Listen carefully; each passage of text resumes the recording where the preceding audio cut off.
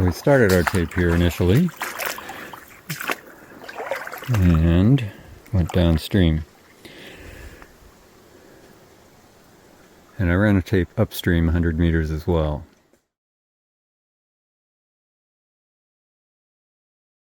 Because I had thought that this was where the logjam used to be that closed off the ditch, and where the channel turned that way to go into the restored channel. This is the unrestored ditch that I'm standing in here. Because it was all looking, this looked, trying to figure out, and so that I thought that it was a reoccupied ditch and that the restored channel had turned that away across there. But that was wrong, and I figured out I was wrong because I found, I found the property marker up there somewhere, and I knew that that was, if it was the one that I thought it was, that I recalled from past years, it was quite a ways upstream from cross-section 12, cross-section 12 being the downstream-most cross-section, monitoring cross-section in the unrestored ditch, and then cross-section 11 down from there.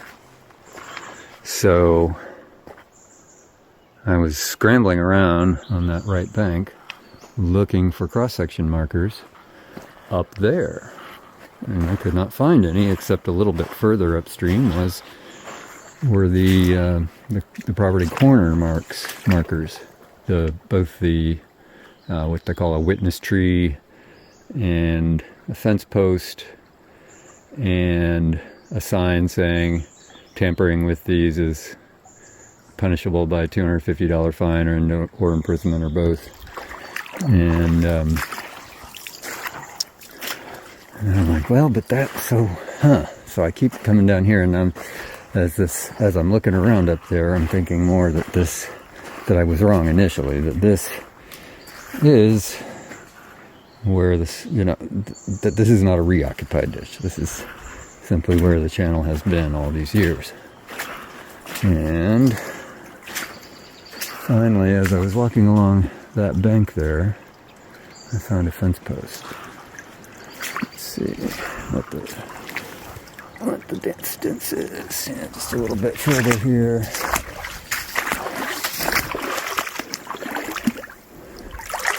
Yeah, there we go. You can just see the motion over there. So, unfortunately, the only flagging I have is light green, but you can see it moving in the wind there, moving in the breeze. There's a fence post right there. And I was like, I don't remember the left bank being monumented with a fence post, but okay, cool. And then I looked over here, and I found the other fence post.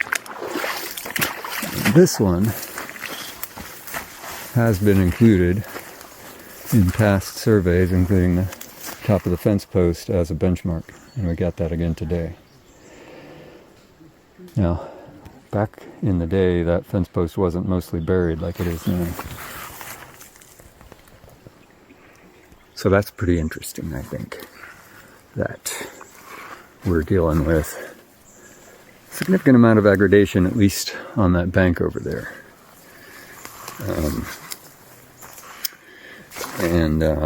Yeah. So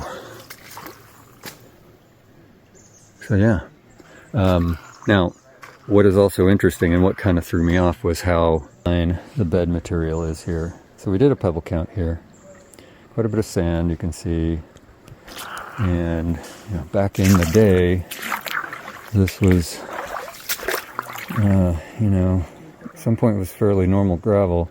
Although it did get kind of muddied up, especially down here a little ways, backfilling from the restored channel. That is the artificial channel. This one's artificial too, just older artificial. So all this bar here is aggradation filled in.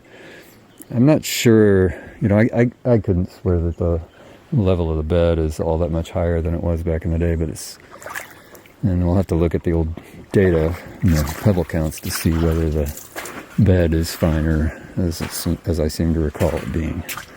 Anyway, students are down there a ways. They have, I think, taken the left turn that the channel takes and are going over to cross-section 11, which we found both ends of, which is cool. First time I've been able to find both ends of cross-section 11 in many years. And see that big tree, that big hardwood tree right there? That is near one end of cross-section 11 on the right bank. Quite a ways over the right bank, quite a ways past the right bank. So that's awesome. So we might even be able to tie that cross-section into past surveys, both by my students and by people monitoring this project for the Forest Service. Now, part of the point of this whole thing is to evaluate whether this is a successful stream restoration project. And of course the question is, how do you evaluate it? Well, a couple of years ago, I ran rather unfortunately into a property owner over on Hoffman Creek. He was not happy to see me. He was not happy to see my students. He was quite irate, and he jibber-jabbered a bunch of stuff at me. Gave me a lot of talking points to think about, and one of those, in amongst various conspiracy theories, was it's going to take 100 years for gravel to get back through that stream, that creek. And one of the things we've been curious about is gravel getting back into that stream. And I would say, yeah, but it's pretty small gravel. This is already pretty small gravel compared to what we would have seen, or what we did see at Knowles Creek, and what is typical of the Oregon Coast Range. This gravel is quite small. So this is about 120 meters upstream of cross-section 12 at Karnowsky Creek.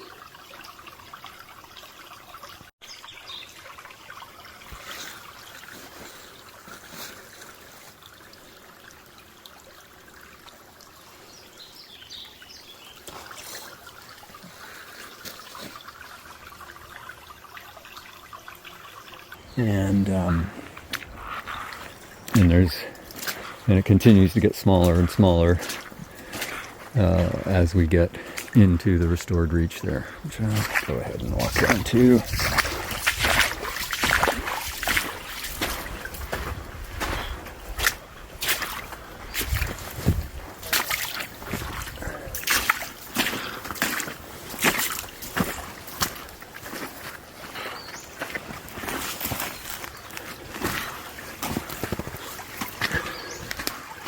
Here we go. So there's the actual end of the unrestored ditch.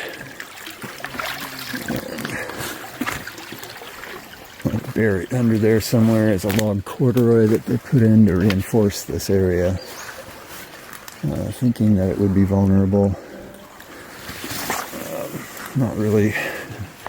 It doesn't seem like they appreciated the fact that it was simply going to get covered with fine sediment. So you can see I'm standing on a mostly sandbar right here. And we get a little bit of gravel here and there. But now we're into mostly sand. And that's just barely into the restored reach. And, and you can see gravel piled up here and there. Just not much of it. And not very big.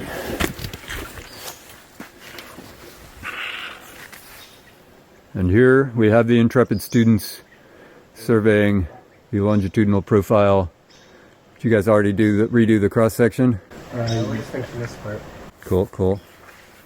Well, let me stop you. Sorry to interrupt. Just figured alert you to the fact that you're on camera.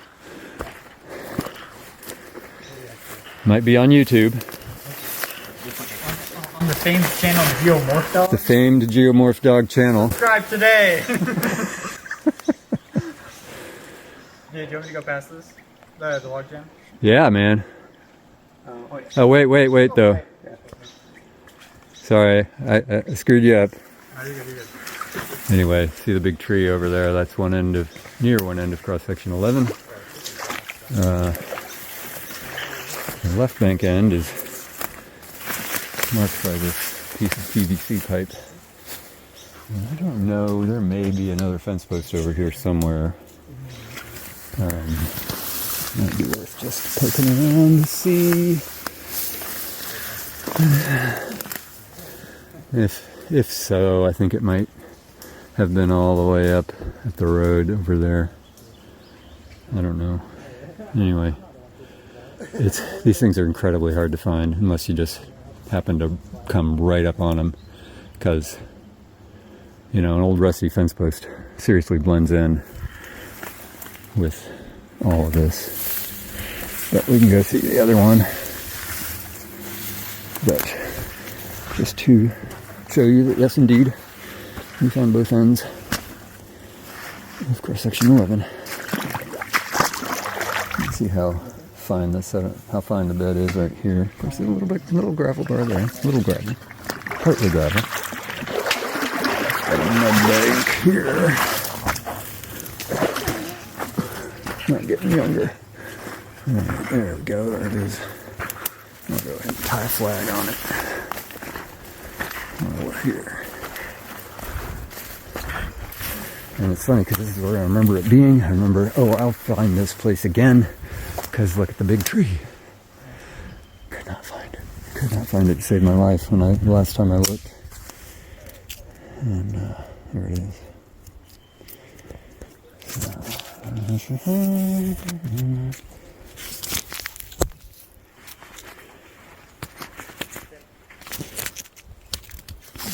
Flag.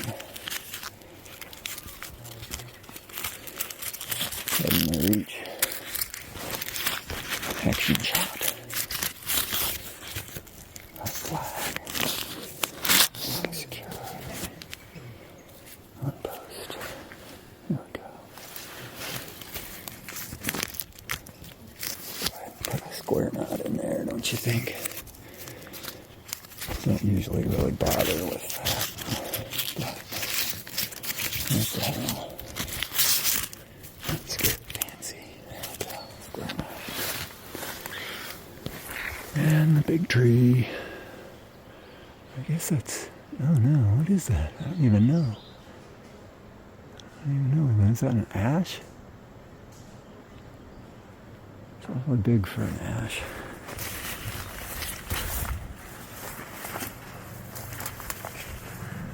Don't look like Oregon ash leaves, but they look like they might be ash leaves. There are, so this is, and Oregon ash doesn't get this big.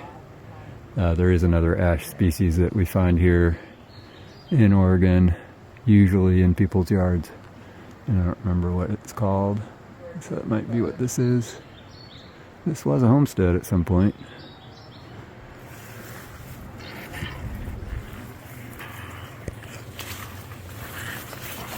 And of course, I could be totally wrong. Maybe that's not ash at all.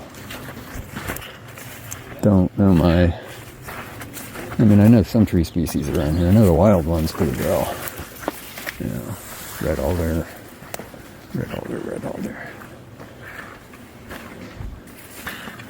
Say hello, Joshua. Your new resident expert geomorphologist.